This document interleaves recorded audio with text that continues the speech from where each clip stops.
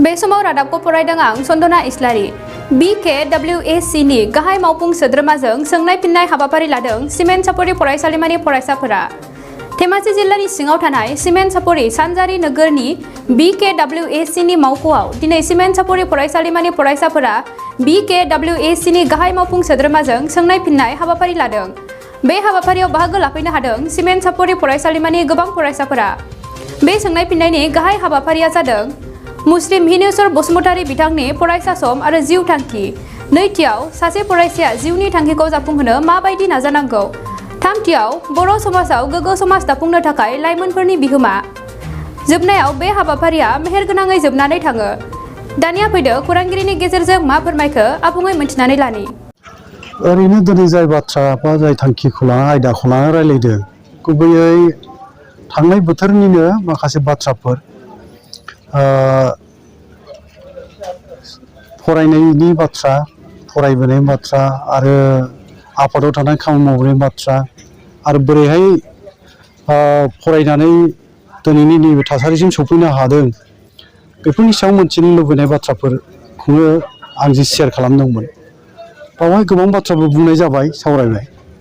दा ओरैनो आङो दिनै मोजां मोनदों जाय प्रग्रामखौ प्राइम 24 हेडलाइन्सनिफ्राय बानजायनानैहाय बावहाय खाबुखौ होनाय जादों। ओरैनो आंनि उन्दै समनि बाथ्राफोर आरो आंनि फरायनायनि उन्दै समनिफ्राय फरायबोनाय कलेज फरायनायनि सायाव माखासे बाथ्रा जे बाथ्राफोरखौ सम सम एसे एनै रायलायदोंबाबो गेबेङै रोखायै बुंनाय जायाखैमोन बा मोनथिहोनाय जायाखैमोन। दिनैहाय प्राइम 24 हेडलाइन्सआ बे आयदायाव माखासे सोंथि सोंनायनि गेजेरजों आंनिफ्राय मोनथिनायनि जि खाबु बा आंखौ बुंनायनि जि खाबु होदों बेनि गेजेरजों आङो मोनथिहोनाय जाहैबाय। दा बावहाय जोंनि जिउआवहाय बबे समाव मा थासारिनि गेजेरजों बोरैहाय जोङो गावनि जिउखौ दैदेननो गोनां जायो बे बाथ्राफ्रा बावहाय बेरखांदों। गासैबो बाथ्राखौ मोनफा मोनफा बुंनो जेरावहाय सम जाया, ओंखायनो आङो थोंजों बेखौ बुंगोन जे आङो नंगौ फरायनायनि जि मोनसे आंनि उन्दै समनि बाथ्रा बेखौ बुंनो थाङोबा क'क्राझार जिल्ला बेनिनो आङो थाखथारा होननाय गामि बावहाय जोनोम जानायनि उनावहाय LP बा गुदि फरायसालिखौ फरायबोनानै बङाइगाव गेजेर फरायसालियाव आङो गेजेर फरायसालिखौ फरायबोदोंमोन। बेनि उनावहाय लखिमपुर जिल्लायाव जोंहा खारबोनाय जायो। लखिमपुराव फैनानै आङो बर' बिजोंनि गिबि सारिनि फरायसा हिसाबै बेवहाय फरायनो मोनफैदों आरो जोङो बे फरायसालियाव फरायनाय समाव जों मा मा थासारिजों मोगा मोगि जानांदों बेफोरनि बाथ्राफ्रानो दिनै सावरायनो जायगा मोनदों। आरो आङो फरायनायनि गेजेरजों बोरैहाय सिगांबामोन बा आवगायनो गोनां जायामोन बेफोर बाथ्राफोरखौ आं फोरमायजोब्बाय। दा बुंबावनोथ' आं सानाखै, अब्लाबो दिनैनि बे सावरायनायनि गेजेरजों जे दायसे दायनि मोनसे मोननै फंफा फंनै बाथ्राफ्रा जोंनि इयुन जोलै फरायसाफोरनो जुदि माबा मोनसे गनायथाव बा आजावजाथाव बा बेबायदि स्ट्रागोल बा जुजिनायनि गेजेरजों फरायनाय बेखौ लांनो हायोबा मा निस्सय सोरनिबा थारैनो सोरनिबा फरायनाय बा फरायसाफोरनि जिउआवबो माबा मोनसे लामा दिन्थिगोन बेखौ एसे मिजिं लानो हायो। नाथाय जुजिनायनिनो बाथ्रा बेवहाय फैगोन, नाजानायनि बाथ्रा बेवहाय फैगोन आरो जुजिनाय आरो नाजानायजों लोगोसे बुंनांगोन खाफालनिबो बाथ्रा थायोनो। दा आंबो आंनि बाथ्राखौ बुंनो थाङोबा आंबो मालाबा साननानै एसे सोमोनाङो गावनो। बे बोरैहाय आङो गोबां सात जारला जेथो जेंनाजों सौसिनानै बोरैहाय बिसिम सौफैखो बे एसे आंनि थाखायबो मालाबा साननानै एसे आंबो गावनो सोमोनाङो। मानोना अबंलावरिनिनो बेवहाय मोनसे लामा दिन्थिनाय दं नामा बेखौबो बुंनो लुबैयो। दा इसोरा बुंनाय बायदि इसोरा बुंदोंनो बा बुङो जाय मानसिफ्रा केपासिटि दंजायो, जाय मानसिफ्रा हागोन बे मानसिफोरनोसो बे बिबानखौ होनानै मावहोनाय जायोनो। ओंखायनो आंनो जाय बिबानखौ होदों बा आंखौ बे लामानि हयथ' केपासिटि दं बे रोखोमै इसोराबो बे नोजोरजोंहाय बिबान होनानै मावहोदों बेखौनो बुंनांगोन।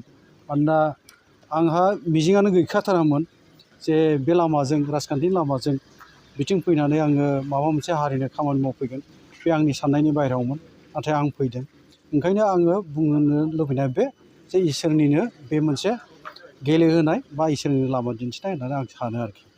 बै समनि रांखान्थियारि थासारि आरो आथिखालनि बर'नि रांखान्थियारि थासारि बेयाव नोंथाङा माबायदि फाराग नुदों आरो इयुनाव बेखौ गोख्रों खालामनो थाखाय दानि लाइमोनफोरखौ माबायदि खामानि मावनांगौ होननानै नोंथाङा सानो? ओरैनो दानि मुगायाथ' मोनसे कम्पिटिसननि मुगा जाहैबाय। बे कम्पिटिसननि मुगायाव रांखान्थिनि बाथ्रा बुंनो थाङोबा गोदोबोथ' जोंनि बर' हारिनि रांखान्थिनि हालोदा मोजां नंखायामोन।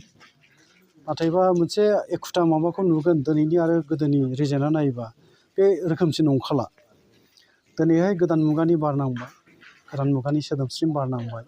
बावहाय साननाय हनाय मोनसे कम्पिउटार इन्टारनेट टेक्न'लजि बुहुम ग्लबेलाइजेसननि जि मोनसे जुग फैबाय बे जुगजों आरो बै समनि जुगजोंथ' गोरोबखायानो। रांखान्थि हालोदखौ बुंनो थाङोबा गोदोनि जोंनि आइ आफाफोर बा आबौ आबै बा आजौ आजैनि जि मोनसे थासारिखौ बुंनांगौ जायोबा गोदो गामियावनो ज' थानानै रायजो जानाय आरो माहाजोनफोरनि जि मोनसे हा हुखौ लानानै दाहोना रुवाथि ग्रोम ग्रोम लानाय रायजो खुंनाय बे थासारि गोदो आरो बिब्दियैनो जोंनि बर' समाजखौबो लाबोदोंमोन। बावहाय सोरहाबा मोनजानाय मोनजायै गोनां धोनि आरो गोरिबनि फारागआथ' दंखायो। धोनि आरो गोरिबनि फारागा दंखायोमोन गोदोबो, दिनैबो दङ नाथाय दिनै एसे आलादा जाफैबाय। दिनैनि हालोदा एसे आलादा। सरकारा दिनै गोबां आसनिफोर लाबाय आरो होयोबो। जेरैहाय बुंनो थाङोबा थांनानै थानाय जुजिनायाव दा जोंनि थांनानै थानाय जिउ लामायाव जोङो गोबां खाबु मोनो सरकारनिफ्राय। जे दिनै जोङो PDSनिफ्राय बुंनो थाङोबा बेनिफ्राय माइरं मोननाय फ्रियै माइरं मोनो दा सरकारा होयो।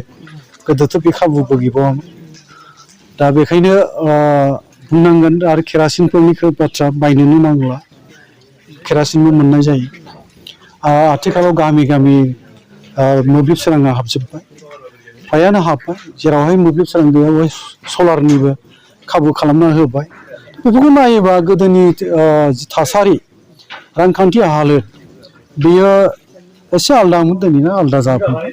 मानोना दिनैनि समा सरकारनि आसनिफोरजों गोबां जोंनि सुबुंफ्रा बेवहाय खाबु लानो हानाय जाहैबाय। ओंखायनो आथिखालनि लाइमोनफ्रा आं बेखौ बुंनो लुबैगोन जे रांखान्थिनि जि मोनसे जेंना बेथ' थागोन, मानसिनि जिउआव थागोन। जेब्लासिम सुबुं समाजा थागोन अब्लासिम बे रांखान्थि जेंनाबो थागोन। नाथाय बावहाय जोङो जेंना दं होननानै बे जेंनानिफ्राय उथ्रिनोबा खामानियाथ' मावनांगौ, जुजिनांगौ, नाजानांगौ, फरायनांगोन फरायसा हिसाबै। आरो जोङो गोबां दिगावनो गोबां बिथिङावनो जोङो रोंखा राखाबो जानांगोन, रोंगौथि गोनां जानांगोन। सोरबा फरायनायनि गेजेरजों गेलेगिरि जानांगोन, सोरबा आबादारि जानांगोन, सोरबा इन्जिनियार जानांगोन, सोरबा डक्टर जानांगोन, सोरबाया मोसाग्रा जानांगोन, सोरबाया दामग्रा जानांगोन, सोरबा खनग्रा जानांगोन, सोरबा बिदिनो IAS अफिसार, सोरबा IPS अफिसार। बे गोबां दिगावनो जोंनो मानसि नांगौ। टेक्न'लजि लाइनावथ' टेकनिशियान लाइनावथ' जोंहा मानसियानो गैया। दा बेफोर दिगावबो जोङो मानसि दिहुननो हानांगोन। आं सानो अब्लानो जोंनि रांखान्थि हालोद बा जोंनि थांनानै थानायनि लाइमोनफोरनि इयुननि जि मोनसे जिउ खांनाय बेबो गासिबो जोंनि थाखाय गोजोनथाव जाहैगोन बेखौ नुहुरो आरोखि।